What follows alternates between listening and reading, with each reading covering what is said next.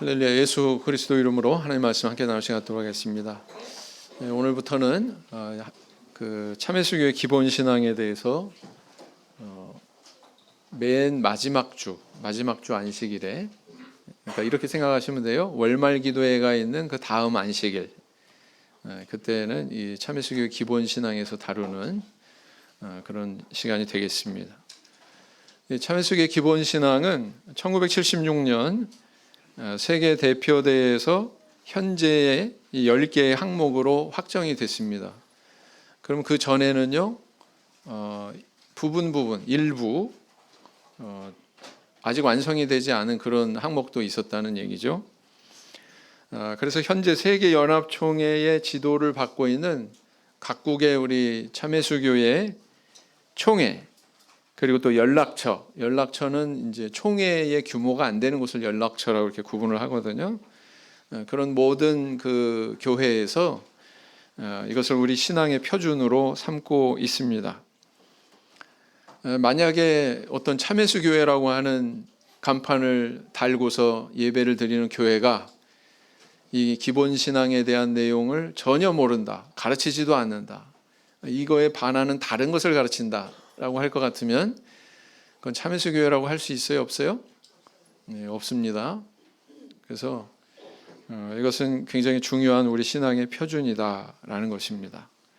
그래서 이제 그 중요성에 대해서 우리가 너무나도 잘 공감하고 있기 때문에 목자회에서 이것을 임기 내에, 모든 목자님들이 자신의 임기 내에, 다시 말하면 4년에 한 번 임기 내 1회 이상 가르치도록 그렇게 공문으로 발송을 했죠. 뭐든지 이제 뭐 공부도 그렇고 운동도 그렇고 어떤 분야의 어떤 기술도 그렇고 기본기가 튼튼해야 됩니다. 기본기가 튼튼해야 건실하게 성장할 수 있기 때문이죠. 우리 신앙도 마찬가지다 이렇게 볼 수 있습니다. 그래서 이거 뭐 내가 많이 배운 건데 하는 분도 있을 거예요. 그렇지만 이것을 왜 임기 내에 임기 내 1회 이렇게 가르치도록 했냐면, 새로 신앙에 유입이 된 그런 초신자의 경우에는 커다란 신앙의 공백이 있고 기본기가 탄탄하게 갖추어지지 않는 그런 아주 불미스러운 상황도 벌어지기 때문에 그렇게 한 겁니다. 이해가 되시죠? 네, 그래서 우리 그러하더라도 이제 기존 성도님들에게도 좋은 성장의 기회가 되기를, 더불어서 이제 초신자이신 우리 성도님들에게는 신앙의 기초를 세우는 그런 소중한 기회가 되시기를 기원합니다. 그래서 오늘 이 첫 시간으로 이 하나님에 대한 우리의 믿음 첫 번째 시간이 되겠습니다. 그래서 매 강좌마다, 매 항목마다 2시간에 걸쳐서 진행을 하고자 합니다. 자, 그럼 우리 먼저 기본신앙 1항을 소리내서 읽어보실까요? 시작. 예수 그리스도께서는 말씀이 육신이 되어 죄인을 구속하시기 위하여 십자가 위에서 대신 죽으시고 3일 만에 부활 승천하신 것을 믿으며, 그분은 인류의 유일하신 구주시며 천지의 주제시고 홀로 하나이신 참 하나님이심을 믿는다. 자, 이것이 1항인데 오늘은 어떤 부분을 살펴볼 거냐면 바로 이 부분입니다. 예수 그리스도는 말씀이 육신이 되셔서 이 땅에 오신 하나님 자신이십니다. 말씀이 육신이 되신 이것에 대해서 오늘은 이제 살펴보고자 합니다. 자, 하나님은 천지 만물을 창조하신 분이죠. 그 의미는 뭐냐면은 천지 만물보다도 위에 계신 분이란 뜻이에요. 천지 만물보다 위에 계신다라고 하는 것은 우리 머리 위에 계시다, 뭐 그것도 맞는 얘기일 수 있습니다. 하나님은 어디나 계시니까요. 그러나 초월적인 세계에 계신 분이다, 이런 뜻입니다. 초월적인 세계라 하면 인간이 경험할 수 없는, 보다 더 훨씬 고차원적인, 인간이 도달할 수 없는 훨씬 먼 곳에 계신 분이다. 초월적인 세계에 계신 분이다라는 것입니다. 자, 그런 곳에 계신 분이니까 인간의 어떤 오감이나 인간의 어떤 능력으로 하나님을 알 수 있어요? 없어요? 없어요. 이게 굉장히 중요한 출발입니다. 네. 인간은 하나님을 볼 수도 들을 수도 만질 수도 없다. 오감 차원에서 이야기하자면 오감은 뭡니까? 시각, 청각, 후각, 미각, 촉각 만지는 거 오감이라고 그러잖아요. 그런 인간의 감각으로는 하나님을 알 수가 없다라는 것입니다. 그래서 인간이 하나님을 그렇다고 해서 지금 모르는 게 아니잖아요. 우리 알고 있잖아요. 네. 이렇게 인간이 하나님을 알게 된 연유는 사실은 하나님께서 당신을 우리에게 계시해 주셨기 때문입니다. 그래서 인간이 하나님을 알 수 있는 순간은 언제냐? 하나님께서 계시해 주시고 나타내 주실 때만이 인간이 하나님을 알 수 있다라는 겁니다. 우리 하나님께서는 우주 만물을 창조하셨습니다. 그렇기 때문에 이 우주 만물이 존재한다고 하는 것 자체가 어찌 보면은 하나님이 계시해 주신 거예요. 네. 미술가의 작품을 보면 그 미술가를 알 수 있고 음악가의 어떤 작품을 들으면 음악가를 알 수 있는 것처럼 우리 하나님이 창조하신 이 만물은요, 우리 하나님 작품이지 않습니까? 그 작품에는 우리 하나님의 숨결이 담겨져 있어요. 그래서 그 만물을 보면 그 안에서 하나님의 모습을 발견할 수가 있는 겁니다. 만약에 숲을 가다가 이렇게 집이 있어요. 집이 있으면 우리 성도님들은 어떻게 생각하시겠습니까? 아, 저거 누군가 여기에서 살고 있는 사람이 있겠구나. 저렇게 아름다운 집을 짓고 이곳에서 살고 있는 사람이 있구나. 이렇게 생각하시겠죠? 아무도 저 아름다운 집이 그냥 우연히 생겼네. 뭐 하늘에서 뚝 떨어졌네. 이렇게 생각하는 사람 한 사람이라도 있어요? 없어요? 없단 말이에요. 우리 하나님께서 창조하신 만물은 저 집보다도 훨씬 더 복잡하고 훨씬 더 조직적으로 그렇게 만들어졌는데 참 이상하게도 세상의 많은 불신자들은 이게 우연히 생겼다 이렇게 믿는다는 거예요. 이것이 우연히 생겼다 이렇게 생각한다는 거예요. 절대로 그렇지 않습니다. 네. 이 모든 만물은 다 우리 하나님께서 계획하시고 계획하신 대로 만들어 놓으신 것이다 라는 것이죠. 그래서 성경에서는 어떻게 기록을 하고 있냐면은 집마다 지은이가 있으니 만물을 지으신 이는 누구라고요? 하나님이시다 이렇게 말씀하고 있습니다. 그런데요, 특별하게도 이 만물을 통해서 하나님이 우리한테 계시를 해주시는 것뿐만 아니라 아주 특별하게 우리에게 계시해 주시는 경우도 있습니다. 뭐 기적을 보여주신다든가, 네. 또 어떤 그 선지자들에게 나타나셔가지고 말씀을 전해주신다든가, 그것도 계시죠. 근데 그런 모든 계시를 넘어서서 정말 인류사에서 굉장히 뜻깊은 그런 하나님의 계시의 사건이 있었죠. 그게 바로 뭐예요? 예수 그리스도께서 육신으로 이 땅에 나타나신 바로 그 사건입니다. 하나님이 육신을 입고 이 땅에 오신 이유가 뭘까요? 그것은 우리에게 어떤 의미가 있을까요?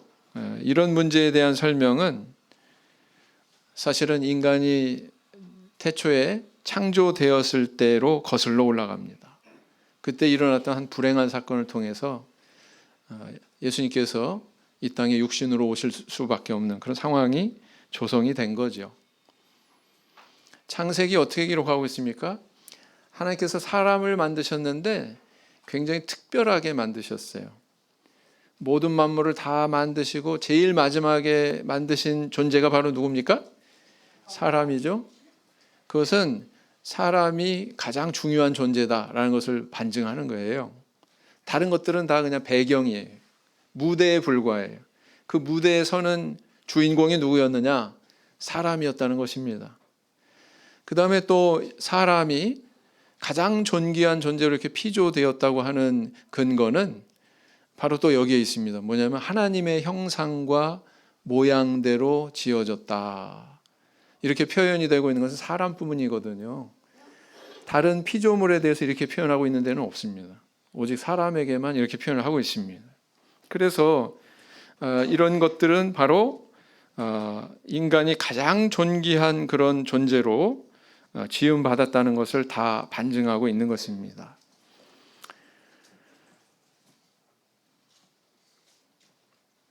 이것을 뭘로 비유할 수 있을까요? 그것은 곧 아버지와 아들의 관계로 하나님과 인간의 관계를 이렇게 비유할 수 있겠다라는 겁니다.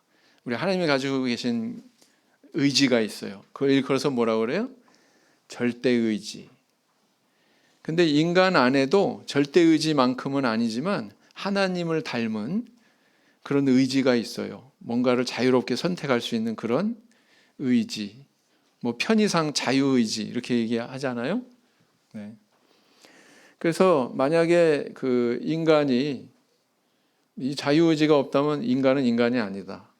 인간일 수 있는 전제는 뭐냐면은 그 안에 하나님을 닮은 그런 형상, 그 가운데서 하나님이 절대의지를 발휘하시는 것처럼 인간 안에도 자유롭게 선택할 수 있는 의지가 있다 없다? 네, 있다. 내재되어 있다. 바로 이것입니다. 자, 그래서 이렇게 사람을 지으시고 사람을 어떻게 축복하셨어요? 네. 먼저 에덴 동산 안에 모든 풍요로운 그런 과실들을 마음껏 먹을 수 있도록 그렇게 허락하셨습니다. 그뿐은 아니었습니다. 또 어떤 존재가 됐어요? 다른 피조물을 다 관리하고 돌보는 그런 존재로 세우셨어요. 하나님께서 인간을. 뿐만 아니라 또 그런 인간에 대해서 생육하고 번성하라 이렇게 축복하셨습니다. 그래서 인간에게 내려주신 우리 하나님의 은혜가 대단히 풍성했죠. 그러나 이런 인간일지라도 하나님과 관계에서 반드시 지켜야 되는 그런 언약이 있었습니다. 하나님께서 이걸 세우셨어요. 선악을 알게 하는 나무의 실과는 먹지 말라. 내가 먹는 날에는 정령 죽으리라. 이것이 하나님께서 세우신 언약이었습니다. 이 의미는 뭘까요?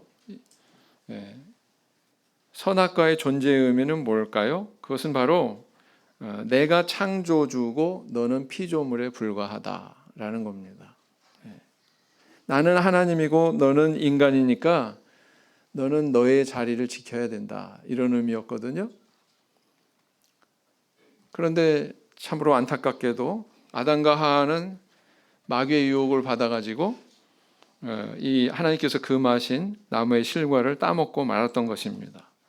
그리고 그 결과는 아주 암울했습니다. 어떻게 됐어요? 하나님과 사람 사이에 분열의 관계가 형성이 됐어요. 건너갈 수 없는 강이 생겼습니다. 그래서 이제 그 아담과 하와가 에덴 동산에서 쫓겨나고 이 저주받은 땅에서 땀 흘리고 유리하고 고생하다가 결국은 흙으로 돌아가야 되는 그런 사망의 저주에 놓이게 된 거죠. 그래서 성경은 우리에게 죽음에 대해서 이렇게 이야기하고 있습니다. 읽어보시겠습니다. 시작. 한 번 죽는 것은 사람에게 정하신 것이요 그 후에는 심판이 있으리니. 시작. 이러므로 한 사람으로 말미암아 죄가 세상에 들어오고 죄로 말미암아 사망이 왔나니 이와 같이 모든 사람이 죄를 지었으므로 사망이 모든 사람에게 이르렀느니라 그랬어요. 하나님께서는 왜 이 선악과를 따먹은 부부에게 사망의 저주라고 하는 그런 무거운 징벌을 내리셨을까요? 이거 뭐 트럭으로 해먹는 사람도 많은데, 그죠? 2개 먹은 것도 아니고 10개 먹은 것도 아니고 딱 하나 따먹었는데 하나님께서 왜 그러셨지? 째째하신 분이신가? 그렇습니까? 네, 그렇지 않습니다. 이 부부에게, 아담과 하와 부부에게 사망의 저주라고 하는 가장 무거운 징벌이 내려진 것은 이 선악과에 걸려 있는 문제가 굉장히 엄중했다는 거예요. 그것은 곧 뭘 의미하냐면은 이 부부가 하나님을 믿느냐 아니면 믿지 않느냐의 문제였다는 거예요. 하나님을 신뢰하느냐 아니면 다른 어떤 존재를 신뢰하느냐의 문제였다는 겁니다. 그래서 세상 만물을 이렇게 다 창조하시고 에덴 동산의 모든 과일을 허락하시고 또 피조물을 다스리도록 그렇게 관리자로 임명하시고 생육하고 번성하라고 그렇게 축복하시고 이런 모든 것들에 대해서 베푸신 분이 누구예요? 하나님이시죠. 그 하나님의 말씀을 듣는 것이 합당할까요? 아니면 아무것도 해준 것 없는 마귀라고 하는 존재의 말을 듣는 것이 합당할까요? 하나님의 말씀을 듣는 것이 합당하지요. 근데 참으로 어처구니 없는 그런 선택을 하게 된 거죠. 하나님이 하신 말씀보다 마귀의 말을 더 신뢰한 선택을 했다는 것입니다. 여기에 문제가 있는 거예요. 이것은 마치 비유하자면은 아버지가 뭐 재산도 이렇게 마련해 주시고 결혼해서 들어가서 살 집도 마련해 주시고 통장에 돈도 다 잔뜩 넣어가지고 이렇게 주려고 준비하고 계시고 금고에 온갖 금은보화도 잔뜩 넣어놓고서 그 아들한테 주려고 준비하고 있는데 야 저거 다 네 거야. 너 결혼하면 내가 다 너한테 줄게. 그렇게 약속했는데 이웃집 아저씨가 어느 날 나타나가지고 뭐라 그래요? 야 내가 너 출생의 비밀을 아는데 너 저 다리 밑에서 주워온 녀석이야. 야 네 아버지가 친아버지인 줄 알아? 아니야. 친아버지도 아닌데 너한테 모든 재산을 다 물려주겠다고? 지금 니네 아버지가 운영하는 저 공장에서 너 평생 동안 죽도록 고생시키기 위해서 너 그렇게 일꾼으로 부려먹기 위해서 지금 하는 얘기야. 근데 누구 말을 더 믿은 거예요? 아버지 말을 믿은 것이 아니라 이웃집 아저씨 이 거짓말을 더 믿은 거예요. 그래가지고 있는 거 재산 아버지 거 전부 다 들쳐매고서는 통장이고 뭐고 다 챙겨가지고서는 가출한 아들. 아시겠어요? 이런 상황이란 말이에요. 말하자면 선악과 따먹게 단순히 이거 하나 따먹었다 이 문제가 아니라는 겁니다. 그래서 이것은 바로 하나님과 인간 사이에 커다란 간극이 만들어지게 된 것을 의미합니다.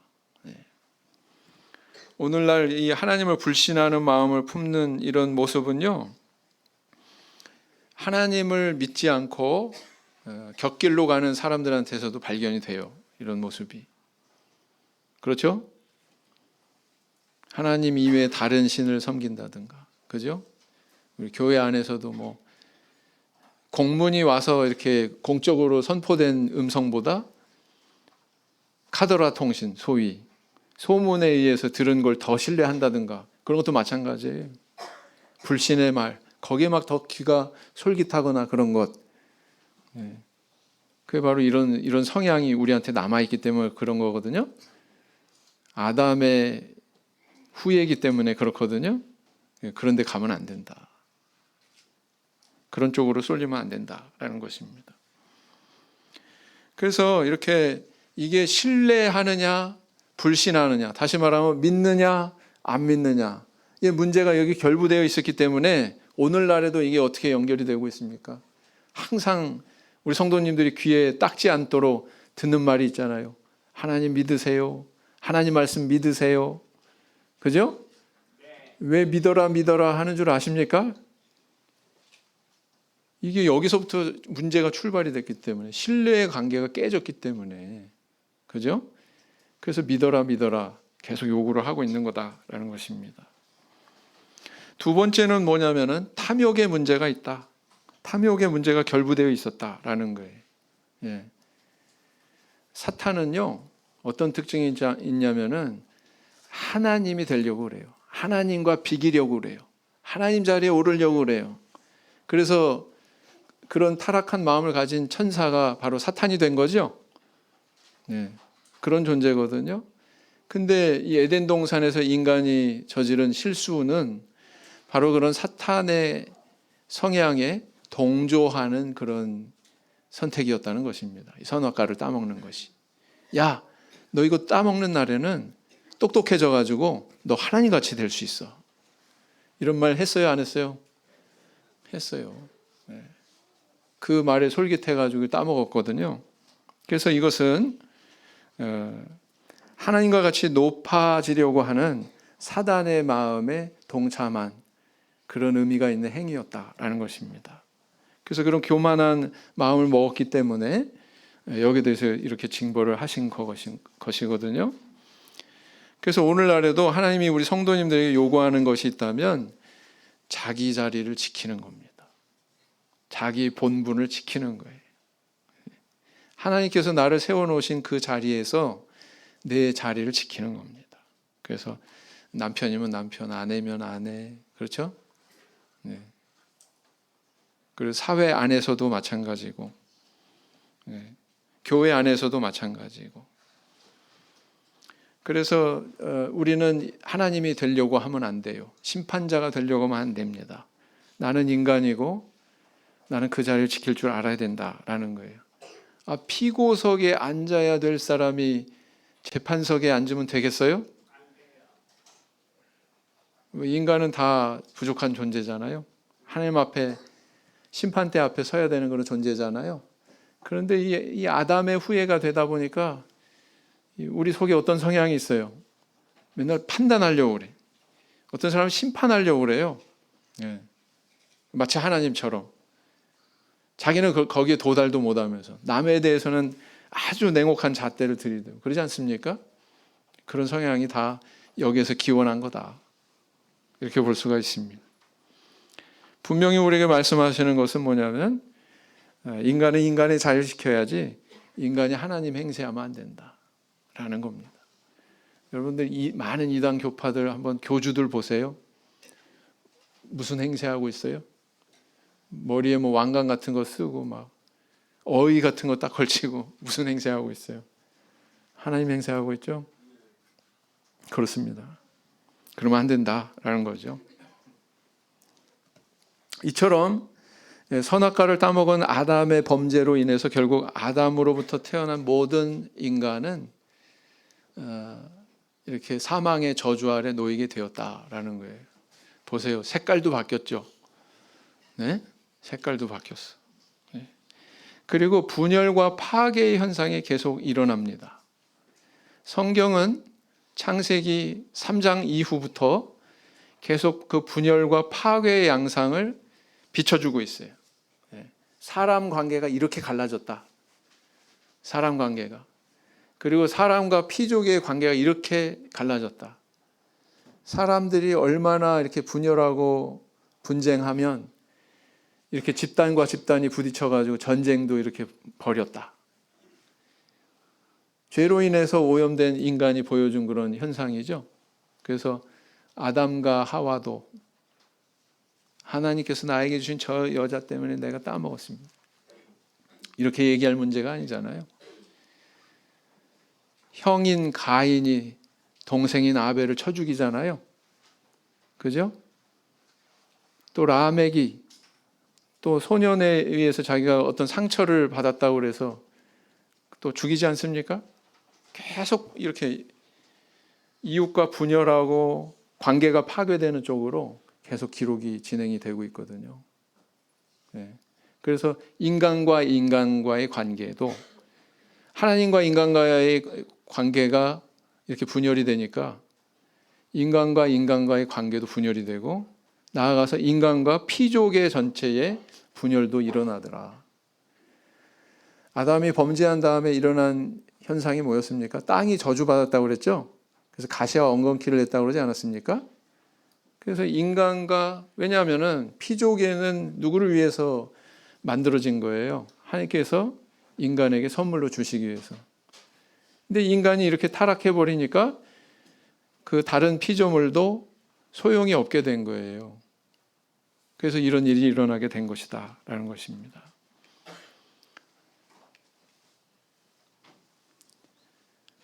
그래서 사람은 죽지요. 죽는 것도 분열로 설명할 수가 있어요. 뭐예요? 분리로 설명할 수 있어요. 뭐예요? 죽음이 뭐예요? 인간의 영혼과 육체가 분리되는 현상이 죽음이에요. 그렇지 않습니까? 자, 인간의 죽음을 놓고서 우리가 확대해서 우리의 눈을 조금 크게 뜨고 보면 인류의 시작이 있으면은, 인류 역사의 시작이 있으면 인류 역사의 끝도 있다 없다? 있다라는 겁니다. 예, 작은 세계로 보면 한 사람의 영혼이, 한 사람의 생명이 죽는 현상으로 볼 수 있지만, 그런 사람들이 모여가지고 이제 엮어낸 그런 역사, 인류의 역사도 언젠가는 끝난다. 이게 성경이 선언하고 있는 것이죠. 네. 그래서 이런 인간을 불쌍히 여기셔가지고 우리 예수님께서 육신을 입고 이 땅에 내려오셨다라는 것입니다. 그러면 예수님께서 육신을 입고 이 땅에 내려오셨다는 것은 구체적으로 우리에게 어떤 의미가 있을까요? 그걸 먼저 논하기 전에 바로 이 부분에서 이제 신관이 언급이 되는 거예요. 바로 예수 그리스도가 누구시냐? 이 문제에 대해서 설명하는 것이 숙제거든요. 세상의 그 일반 개신교의 신학에 입각해서 보면 그 사람들은 어떤 신관을 가지고 있습니까? 하나님은 어떤 하나님이라고 그래요? 어떤 존재 양식을 가지고 있다 이렇게 얘기하냐면 삼위일체다 이렇게 얘기하죠. 근데 우리는 그렇게 이야기하지 않습니다. 참회수교의 기본신앙 1항은 사실은 신관에 관한 그런 내용이거든요. 그래서 이 삼위일체를 언급 안 할 수가 없어요. 상대 비교해야 되니까. 우리 참회수교회는 삼위일체를 주장하거나 믿지 않습니다. 맞죠? 네. 왜 그럴까요? 이 참회수교회가 추구하는 그런 신앙은 사도교회가 가지고 있던 그 신앙을 쫓는 것입니다. 사도교회의 부활한 교회가 참회수교회이기 때문에. 맞습니까? 그러면 신관도 우리 사도교회가 가지고 있었던 그 신관을 그대로 가져야 되겠죠. 네. 이 삼위일체라고 하는 이 표현은요, 표현 자체부터 문제가 있어요. 뭐냐면은 세 분이 하나의 몸이다 이런 뜻이거든요. 삼위, 위자는 분이란 뜻이에요. 한 분, 두 분, 세 분 할 때 상대방을 높여가지고 그 한 분을 높여가지고 부르는 그런 의미란 말이에요. 위라고 하는 게. 근데 이게 일체래요. 일체. 근데 이 체는 뭐냐면은 육신이란 뜻입니다. 하나님은 영이시니 그랬습니다. 근데 하나님은 영이시라고 그랬는데 인간이 가지고 있는 육체적인 관념으로 설명하는 게 합당해요? 안 해요. 합당하지 않습니다. 그래서 이미 삼위일체라고 하는 호칭부터가 사실은 문제를 담고 있다라는 거예요. 영이신 하나님을 인간의 물질적인 관념으로 설명을 하려고 하다 보니까 한계가 있었던 것이죠. 그게 바로 이 삼위일체라고 하는 호칭이다. 이것을 처음 쓴 사람은요, 사실은 삼위일체는 우리 한국어로 번역하는 과정에서 나온 얘기고, 트리니티라고 하는 이 삼위일체라고 하는 표현은 주 200년경에 터툴리아누스라고 하는 사람이 처음 사용을 했습니다. 주후 200년이면 사도들이 있어요, 없어요? 사도교회 있어요, 없어요? 사도교회가 조금씩 타락의 길을 걸어가고 변질되는 과정에 있던 그 시기입니다. 그때에 사도들은 이미 다 순교하고 사라진 상태였어요. 그래서 성경 안에는 삼위일체라고 하는 단어가 존재합니까? 안 합니까? 안 합니다. 왜요? 사도들은 그렇게 생각하지 않았기 때문에. 사도들은 그렇게 생각하지 않았어요. 단순히 이런 표현이 있을 뿐입니다. 요한일서 1장 1절 보시겠습니다. 시작. 태초부터 있는 생명의 말씀에 관하여는 우리가 들은 바요 눈으로 본 바요 주목하고 우리 손으로 만진 바라. 이 태초부터 있는 생명의 말씀이 누구라는 거예요? 예수 그리스도를 가리키는 거예요. 그 말씀이 우리 눈으로 볼 수 있고 음성을 들을 수 있고 또 우리 손으로 만질 수 있는 육체를 가진 이런 분으로 오셨다는 겁니다. 네. 그냥 이렇게만 표현하고 있습니다. 또 1장 14절, 요한복음 1장 14절 읽어보겠습니다. 시작. 말씀이 육신이 되어 우리 가운데 거하심에 우리가 그 영광을 보니 아버지의 독생자의 영광이요 은혜와 진리가 충만하더라. 말씀이 육신이 되셨다. 이렇게만 표현하고 있다는 것입니다. 네. 이처럼 하나님이 육신을 입고 이 땅에 내려오신 일을 짧게 한자 표현으로 뭐라고 얘기하냐면은 성육신 이렇게 표현합니다. 뭐라고요? 성육신, 될 성자, 육신이 되셨다. 이런 뜻이에요. 성육신. 네. 영어로는 incarnation 뭐 이렇게 또 발음하기도 합니다. 태초부터 계셨던 그 하나님이 뭐 탄생하셨다, 뭐 태어나셨다. 사실은 이게 좀 거슬린단 말이죠. 그러다 보니까 뭐라고 표현하냐면은 성육신 하셨다. 태어나셨다고 하는 것은 인간이라는 뜻이잖아요. 근데 예수님을 가만 보면은 인간이기도 하시지만 인간만은 아니시잖아요. 또 하나님이시잖아요. 그러니까 이런 점 때문에 이런 호칭이 나오거든요. 그래서 하나님이 이렇게 육신으로 오실 것이다 라고 하는 이런 예언이 구약 성경에 무려 40여 회나 그렇게 등장하고 있습니다. 40여 회나. 자, 이렇게 40여 회나 예언이 되었다고 하는 것은 이건 그냥 우연히 이루어진 사건이 아니라 하나님께서 이미 오래전에 이것을 계획하셨다는 뜻이죠. 네. 그래서 하나님의 계획과 섭리 속에서 예수 그리스도께서 때가 돼서 이 땅에 이렇게 육신으로 오셨던 것입니다. 자, 그럼 구체적으로 예수님께서 이렇게 육신을 입고 이 땅에 오신 것은 우리에게 어떤 의미를 가르쳐 주고 있습니까? 우리가 믿고 있는 하나님이 어떤 분이라는 것을 우리에게 가르쳐 주고 있죠? 첫째는 뭐냐면 우리 하나님께서는 범죄한 인간을 여전히 사랑하고 구원받기를 원하고 계신다라는 것입니다. 불신자들에게 우리 하나님은 아주 무섭고 때로는 나를 벌주고 나를 옥죄는 그런 분으로 그렇게 오해를 합니다. 그러나 성경은 분명히 선언합니다. 우리 하나님은 그런 분이 아니에요.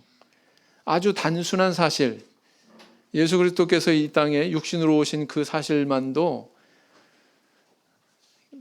가만히 곱씹어 보면 거기에서 우리가 답을 얻을 수 있다는 것이지요. 바울 사도 이렇게 이야기하고 있습니다. 디모데전서 1장 15절 시작. 믿보다 모든 사람이 받을 만한 이 말이요 그리스도 예수께서 죄인을 구원하시려고 세상에 임하셨다 하였도다. 죄인 중에 내가 괴순이라. 믿보다 믿음직스럽다. 모든 사람이 받을 만한 이 말이요. 그러면서 나오는 말이 뭐예요? 모든 사람들이 받을 만한 정말 믿음직스러운 신뢰가 가는 그런 말이 뭡니까? 그리스도 예수께서 세상에 임하셨는데 뭘 위해서 오셨다고요? 죄인을 구원하시려고 오셨다. 바울 사도 이걸 굉장히 강조하고 있어요. 이 단순한 사실을. 로마서 5장 8절 같이 읽겠습니다. 시작. 우리가 아직 죄인 되었을 때에 그리스도께서 우리를 위하여 죽으심으로 하나님께서 우리에게 대한 자기의 사랑을 확증하셨느니라. 뭐 선한 일을 한 것도 아니고, 뭐 반성하는 기미도 보이고, 뭐 그래서도 아니고, 아직 죄인이었을 때 아무것도 모르고 그런 상태에 있는 우리를 위해서 이렇게 제물이 되어 주셨다라는 거예요. 그것은 곧 뭘 의미하느냐? 뭐라고 해석하고 있어요? 하나님께서 우리에게 대한 사랑을 확증한 것이다. 이렇게 이야기하고 있다는 것입니다. 왼쪽에 있는 여성분은 엄마예요. 어떤 딸을 두고 있는 엄마인데 어떤 딸이냐면은 굉장히 골치 덩어리인 딸이죠. 네덜란드가 국적인데 딸이 IS 요원하고 SNS로 교제를 시작합니다. 교제를 시작하다가 사랑에 빠집니다. 그게 진정한 사랑인지는 차치하고, 그래서 나는 내 사랑을 찾아서 가겠다고 가출했어요. 어디로? 가출해가지고 어디로 가냐면 IS 본거지로 갑니다. 남자 만나겠다고. 참 대단하죠? 네. 이 사실을 뒤늦게 알게 된 이 엄마가 저 오른쪽에 있는 저 부르카, 뒤집어 쓰는 게 4종류가 있죠? 네.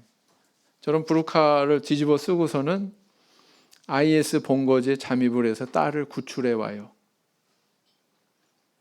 딸이 SNS를 통해서 나 좀 구해달라고 막, 정작 와서 보니까 현실이 틀리거든. 당연히 틀리겠죠? 부모님 뜻도 거역하고, 에덴 동산에 아담 같은 사람이 왜 있냐? 이게 아담의 후예이기 때문에 그런 거예요. 그래서 저 여인이, 엄마가 저런 복장을 하고 아랍 여성인 것처럼 이렇게 변장을 하고서는 IS 본거지에 들어가서 딸을 구출해 옵니다. 우리 성도님들 만약에 뭐 10억을 현상금을 줄 테니 당신이 그 일을 좀 해주시오. 하시겠어요? 네? 절대로 엄두를 못 낼 일이죠. 이 여인을 이렇게 강하게 만든 힘이 어디에 있었습니까? 이 여인의 가슴 속에 뭐가 있었어요? 딸을 겨냥한 사랑이 있었죠? 다른 누구가 대신할 수 없는 이런 모험을 감행할 수 있었던 이유는 여인의 가슴 속에 딸을 향한 다른 누가 품지 못하는 그런 사랑이 있었기 때문입니다. 사랑은 이렇게 적극적으로 만들어요. 사람을. 네. 우리 하나님께서 그래서 이 땅에 우리가 아직 죄인 되었을 때 육신을 입고 내려오셨어요. 목적이 뭐예요? 목적이 분명합니다. 네. 읽어보시겠습니다. 시작. 하나님은 모든 사람이 구원을 받으며 진리를 아는 데 이르기를 원하시느니라 그랬어요. 모든 사람이, 모든 인류가 하나님 앞에 회개하고 구원받기를 원하세요. 그렇다고 해서 모든 인류가 구원받을 수 있어요? 있는 건 아니다. 그 책임은 누구한테 있을까요? 제가 조금 전에 말씀을 드렸습니다. 하나님은 절대의지를 가지고 계시고 그 하나님의 모습대로 하나님의 모양과 형상대로 창조된 인간 안에는 거기까지는 아니지만 자유롭게 선택할 수 있는 그 의지가 있다 없다? 있다. 그랬죠? 네. 그래서 하나님을 믿을 수도 있고 불신할 수도 있고 아담처럼 그 선택은 누구한테 있는 거예요? 하나님이 아니라 인간한테 있는 거예요. 인간 자신한테 있는 겁니다. 네. 히브리서 2장 15절 같이 읽겠습니다. 시작. 또 죽기를 무서워함으로 일생에 매여 종노릇하는 모든 자들을 놓아주려 하심이니. 이것이 바로 우리 하나님의 뜻이에요. 일생, 우리 이생이라고 안 그러고 삼생이라고 그러지 않아요. 일생, 우리한테 주어진 생명, 기회가 몇 번이다? 오로지 한 번이다. 네. 그래서 이렇게 사망의 저주 아래 있는 인류를 달리 표현한다면 일생에 매여 있다. 또 이렇게도 표현할 수 있겠죠. 네.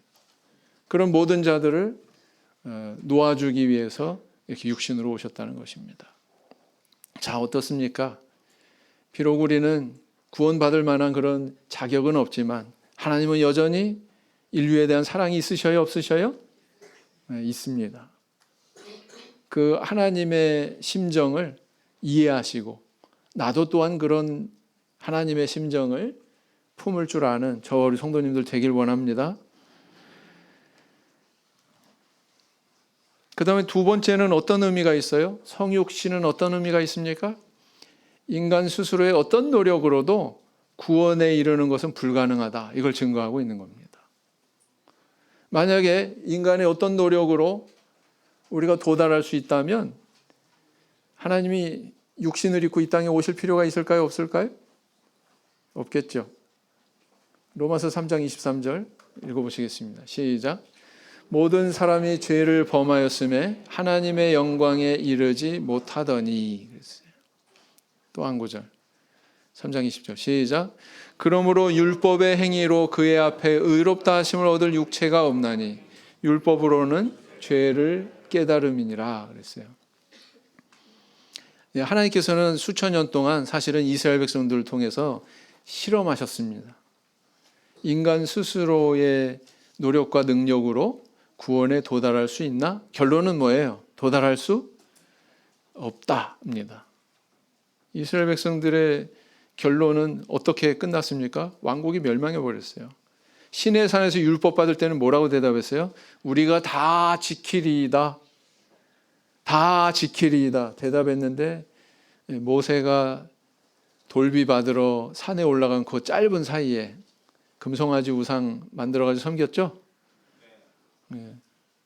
나중에 가나안 땅에 들어가서 뭐 다윗 같은 성군에 의해서 왕국이 잘 정착되는 듯 하더니 뭐예요? 3대가 안 돼가지고 왕국이 분열하더니 이리 비틀 저리 비틀 두 왕국이 다 비틀비틀거리다가 나중에는 멸망으로 끝나지 않았습니까? 고로 이스라엘 백성들을 통한 인간에 대한 실험은 실패. 스스로 능력이 있다 없다? 네, 없다라는 게 역사 속에서 증거가 된 거예요. 그래서 바울 사도가 그걸 종합해서 지금 얘기하고 있는 겁니다. 율법의 행위로 그 앞에 의롭다 하심을 얻을 육체가 없다. 의인은 없나니 하나도 없으며 그렇게 이야기하고 있지 않습니까? 그래서 예수 그리스도께서 육신을 입고 이 땅에 내려오신 것, 다시 말하면 성육신 하신 것, 이것은 인간은 절대로 구원에 이를 수 없다. 스스로의 어떤 능력과 노력으로 구원에 이를 수 없다는 것을 증거한 것입니다.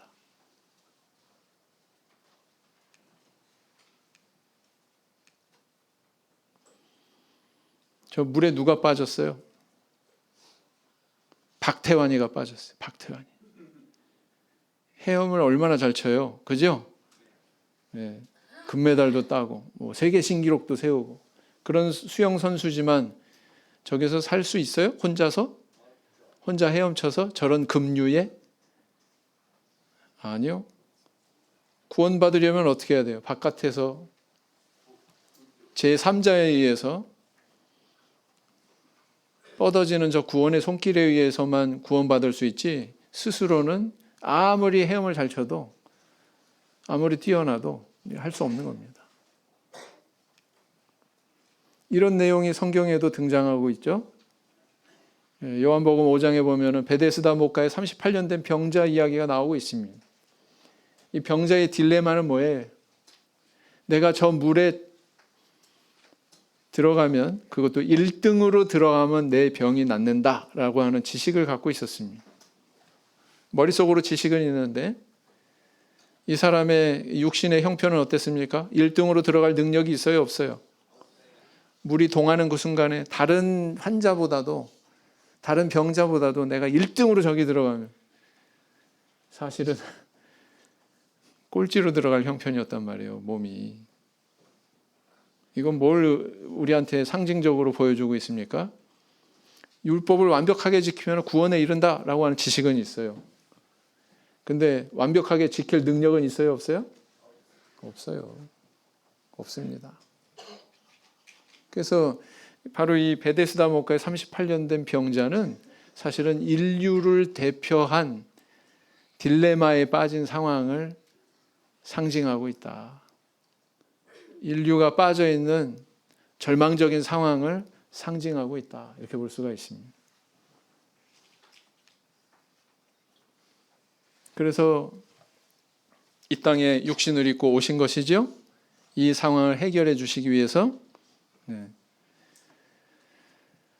마태복음 19장 26절 읽어보시겠습니다. 시작. 예수께서 저희를 보시며 가라사대 사람으로는 할 수 없으되 하나님으로서는 다 할 수 있느니라. 로마서 8장 3절 시작. 율법이 육신으로 말미암아 연약하여 할 수 없는 그것을 하나님은 하시나니 곧 죄를 인하여 자기 아들을 죄 있는 육신의 모양으로 보내어 육신의 죄를 정하사 그랬어요. 율법이 육신으로 말미암아 연약하여 할 수 없다. 그러나 하나님은 하신다. 이렇게 이야기하고 있죠. 자, 그 다음 세 번째는 어떤 의미가 있어요? 그것은 바로 주님이 자신을 낮추신 겸손의 모범을 보이셨다는 것입니다. 여러분, 세상은 사람들이 어떤 위치를 추구하면서 살아갑니까? 낮은 곳이 아니에요. 다 높은 곳이에요. 다 높은 곳이에요. 방향이 딱 정해져 있습니다. 맞죠? 아, 목사님, 저 높은 곳을 향하여 찬송가도 있잖아요. 네. 그것이 아니고 이 세상 사람들이 추구하는 정말 피라미드 같이 피라미드의 가장 꼭대기 정점을 향하는 그런 방향성을 가지고 있습니다. 이 세상 사람들이 추구하는 것은. 근데 우리 주님께서는 이 땅에 내려오셔서 우리에게 보여주신 삶의 방향은 뭐예요? 밑으로 낮춰라 겸손해라 이렇게 향하셨죠. 요한복음 3장 31절 읽어보시겠습니다. 시작. 위로부터 오시는 이는 만물 위에 계시고 땅에서 난 이는 땅에 속하여 땅에 속한 것을 말하느니라. 하늘로서 오시는 이는 만물 위에 계시나니. 예수님은 이렇게 위에 계신 분이셨어요.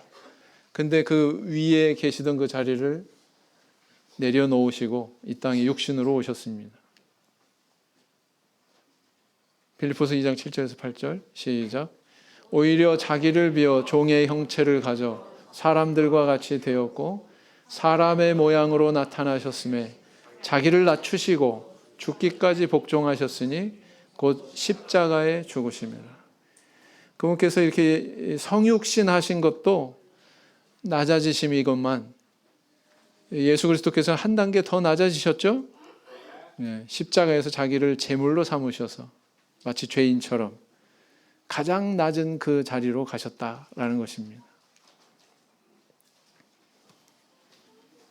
그래서 사랑은 이렇게 기꺼이 낮아지는 그런 선택을 하게 만들더라.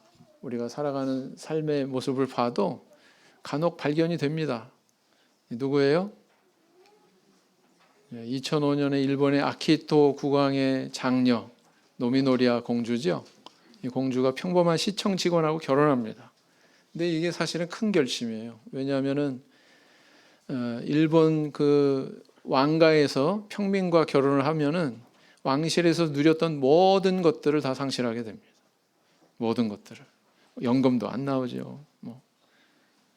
근데 그럼에도 불구하고 사랑하는 사람 때문에 모든 것들을 내려놓고 기꺼이 평민으로서의 길을 선택하는 그런 모습을 보죠. 그런 것처럼 우리 주님께서는 우리를 사랑하시기 때문에 우리를 구원하시기 위해서 모든 것들을 내려놓는 그런 선택을 하셨다는 것입니다. 여러분 어떻습니까? 말씀이 육신이 되셨다. 표현은 굉장히 간단한 한 구절밖에 안 되는, 아이고 저 한 구절 하는데 1시간 보냈으니 나머지 하려면 오래 걸리겠다. 아닙니다. 다음 시간 한 번에 다 다룹니다. 말씀이 육신이 되셨다고 하는 이 한 가지 사실 안에 어떤 것이 있었어요? 어떤 것이 있었습니까? 우리는 아직 죄인이건만 하나님은 여전히 죄인을 사랑하신다. 인간은 자기를 구원하기에 전적으로 무능하다. 그리고 사랑을 실천하기 위해서는 이렇게 낮아져야 된다라는 모범을 보여주신 것이다 라는 것입니다. 이런 교훈 우리 마음속에 품으시고 예수님을 닮아가는 저 우리 성도님들 되길 원합니다. 마지막으로 읽겠습니다. 시작. 예수 그리스도께서는 말씀이 육신이 되어 죄인을 구속하시기 위하여 십자가 위에서 대신 죽으시고 3일 만에 부활 승천하신 것을 믿으며 그분은 인류의 유일하신 구주시며 천지의 주제시고 홀로 하나이신 참 하나님이심을 믿는다. 묵상기도 하시겠습니다.